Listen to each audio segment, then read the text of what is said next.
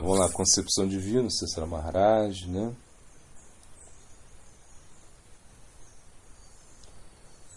Tá, aí ele diz que o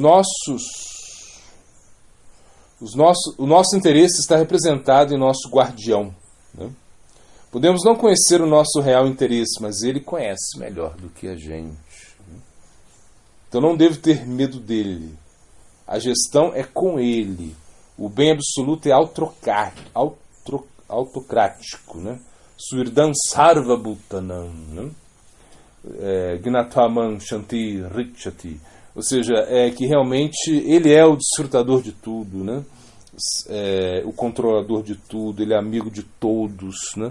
E a gente tem que acreditar nisso, a gente tem que acreditar que isso está vindo, tudo que acontece vem para o nosso benefício, né? A gente tem que confiar em Krishna, né? Kupitrit Varanantava.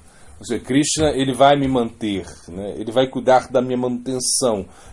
Então isso é o pensamento que a gente deve desenvolver, né?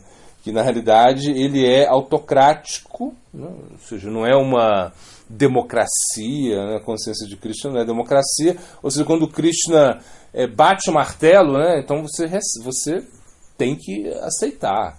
Ou seja, quando ele decide, quando ele decide dar misericórdia para alguém, você tem que aceitar isso, né? Isso é como a decisão de Krishna, né? Ou seja, a liberdade dele, ela realmente vai ultrapassar a sua individualidade, né? Ou seja, Krishna, ele vai invadir a sua privacidade, como aqui Sesara Maharaj está dizendo. Ele realmente sabe tudo que está acontecendo dentro de você, ele conhece tudo, né? Então não tem como esconder nada dele. Imagina, ele conhece, ele sabe, né? Como, por exemplo, quando o Chaitanya Mahaprabhu, né, quando ele encontra a Raghunanda, né, e Mukunda, né? Então ele pergunta quem é o pai, quem é o filho, né? E na verdade Raghunanda é filho de Mukunda, né? E aí Mukunda fala assim, não, Raghunanda é o pai, eu sou o filho. Aí todo mundo ficou assim, ué, mas o que estava por trás disso? Estava por trás disso a realização espiritual de Raghunanda. Então Raghunanda, ele era um garoto, será de 11 anos, uma coisa assim, 12 anos, uma coisa, 10 anos. E Mukunda era o pai, e eles tinham uma deidade em casa, e no momento Mukunda, ele era um médico, né? E ele foi viajar, ele ia sair, fazer um atendimento, e a mãe também ia junto, né? Mas só que ele falou para Raghunanda, olha, era a primeira vez que ele ia oferecer a deidade, oferecer boga à deidade. Ele falou, ó, cuida bem da deidade, oferece o boga para a deidade e espera a deidade comer, depois você retira a oferenda, né? Então o Raghunanda ficou com isso na mente. E aí quando ele foi oferecer, ele ofereceu a boga, só que a deidade não comia. Claro, a deidade não come, né? Assim, normalmente ela não come. Então o Raghunanda ficou infeliz, começou a chorar. Falou, nossa, meu pai vai achar que eu fui negligente, né? Que eu não sei oferecer nada, né? Estava assim, né? A deidade se manifestou e comeu quase tudo que Raghunanda, né, tinha oferecido. Quando a mãe chega, ela fala, cadê a oferenda? A Raghunanda está aqui. Aí só estavam uns pouquinhas coisas, né, que restaram. E aí a mãe falou, o que é isso? O que aconteceu? Você comeu a oferenda? Ela falou, não. Quem comeu foi Krishna mesmo, foi Gopala. Gopala comeu isso, né? Porque ele tinha que comer, não é assim? A mãe falou, não, a deidade não come, ela come com os olhos, meu filho. Você está, seu guloso, né? Ela falou, seu guloso, você está me enganando, deixa o seu pai chegar. Quando o pai chegou, ela contou isso para o pai. Aí o Mukunda falou, mas como é isso, Raghunanda? O que você fez? Ele falou, não, a deidade comeu mesmo. Ele explicou tudo, né? Mas o pai não acreditou muito. Falou, então oferece de novo que eu quero ver, né? Aí o Raghunanda oferece, pede para a deidade comer, né?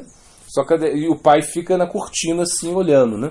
Aí, só que a deidade, e ele pediu para a deidade comer, a deidade ainda não aceitou isso ainda, e ele começa a chorar e falar, não, por favor, come. E aí a Deidade falou assim, então pede para o seu pai sair daí, né, porque eu não posso comer enquanto ele estiver presente, né. Aí Raghunan falou, não, vamos sair aqui. Aí quando vê, a Deidade come, né? Aí Mukunda entende quem era Raghunanda, né? Então por isso ele fala, né? Ele fala para Mahaprabhu, eu sou o filho, né? Então na realidade é mais ou menos isso. A gente tem que entender que realmente a consciência de Krishna, ela estabelece um conceito muito poderoso dentro de nós, né? Quando nós aceitamos, né? Aceitamos o mandado divino. Então Krishna, ele conhece tudo. Então no caso do Mahaprabhu, ele conhecia quem era o pai e quem era o filho. Ele fez isso só para testar mesmo, né? A gente não pode esconder nada de Krishna, né? O poder absoluto é o bem absoluto. Qualquer coisa que venha dele, nós temos que aceitar, né? Então não haverá nenhuma dúvida, não haverá nenhum problema se nós aceitamos a Krishna, né, na nossa vida, né? Então, porque muitas vezes nós temos dúvidas, né? Ou seja, nós temos medo, nós temos ansiedade, né? Porque como vai ser isso? Como vai ser a minha vida? O que vai ser? A gente tem muita ansiedade do nosso próprio bhajana, né? Imagina, você está preocupado, né? Você está achando quando eu vou me liberar, quando eu vou ver Krishna, ou sei lá, quando eu vou ter uma conexão mais forte, quando os anartas vão embora, né? A gente brinca até, né, que nessa fase de anarta nivriti, né, de subir a montanha, né? Então você não tem que ficar muito preocupado com os seus anartas, né? Como disse Sri Maharaj, né? Os anartas são como cogumelos, eles não têm essas raízes tão profundas como você pensa, né? Então você não tem, a luxúria não está tão enraizada na sua existência assim como você pensa, né? Nem a ira também. Isso é uma coisa que vai sair rápido, né? Ou seja, isso sai rápido, não é uma coisa que que tá ali como, né, da sua natureza mesmo, não é assim. E quando você está aí subindo você está na Narta Nivriti, que é subir a montanha, né? Você tem que ter, sabe? Porque como a gente sobe a montanha, o que a gente pensa? A gente pensa em chegar no topo, né? Assim, quando a gente vai numa cachoeira aqui que chama Os Garcia. Uma cachoeira muito linda, né? Considerada uma das cachoeiras mais lindas do Brasil. Enfim, a cachoeira é linda mesmo, né? Só que para chegar lá daqui é bem difícil. Tem uma subida incrível, uma coisa. Não para de subir, uma coisa assim. Até que você chega mais ou menos no topo, né? Só que se você ficar pensando, né, na meta, se você só ficar pensando nisso, na cachoeira, que você tem que chegar lá, então isso realmente causa muito transtorno, né? Você fica em ansiedade. Então o segredo é o quê? É você não pensar nisso. E você nem olhar para a subida. Não olha para a subida, olha para o chão, né? Olha para o chão. Quando você olha para o chão e você vai subindo, né? Você olha para o chão e você vai subindo, parece que você não está subindo, né? Porque é subida, você tem esforço, mas você olha para o chão. Então você não olha para a subida, você olha para o chão. E isso te ajuda muito. Então olhar para onde você está, ou seja, pensar naquilo que você está realizando nesse momento, né? Que é muito importante, né? Imagina, Sadhusanga, Namakirtana, Bhagavata Shrava, Namaturvasa, Simurtira, Shradhana Sevaya. Ou seja, que você tem Sadhusanga, que você tá cantando o santo nome, que você Maturavasa, que você vive num local sagrado, que você adora a deidade, que você participa disso tudo. Então você tem que desfrutar disso, essa é a ideia.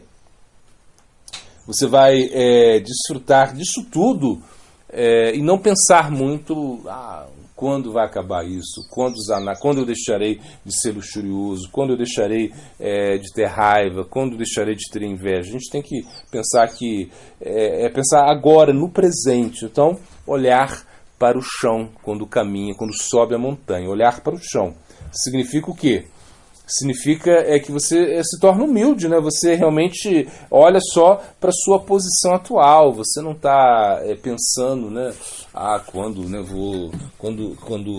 sei lá, quando eu vou ter esses bhavas, quando, né, você está muito longe disso. A gente aceita a nossa posição agora de ficar lutando contra os nossos anartas de certa maneira, né? Ou seja, ficar sobrevivendo. Agora é sobreviver, né, para você realmente alcançar Nishta. E quando você alcança Nishta, né, então a coisa vai ficar muito mais tranquila. Em Nishta, a sua inteligência já está capturada e você pode continuar, né, lutando, continuar com a sua...